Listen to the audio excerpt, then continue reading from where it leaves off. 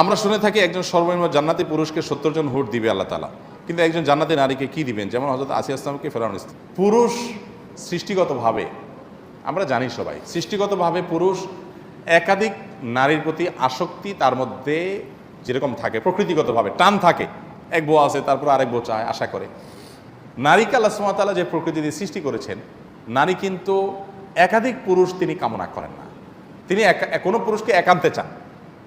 একাধিক পুরুষ এটা নারী প্রকৃতিগতভাবে চায় না। হ্যাঁ, তাহলে আপনি বলবেন তাহলে পরকীয়া কেন হয়? অনেক মহিলা তো আছে যে তার ঘরে স্বামী আছে, সে আরেকটার পিছনে দৌড়াচ্ছে, হ্যাঁ, বহুগামিতার রোগ আছে। তো এইটা যেগুলোর মধ্যে আছে সেগুলো তো রোগী। কিন্তু সুস্থ প্রকৃতিতে নারীরা সাধারণত চায় একান্তে কেউ। এখন প্রশ্ন হলো, জান্নাতে যদি হুররা থাকে তাহলে তার একান্তে থাকলো না, বউয়ের স্বামীটা তার একান্তে থাকলো না? এর উত্তর হলো, দেখেন, দুনিয়াতে যে রেশারেশি আছে, রেশারেশি হিংসা আছে,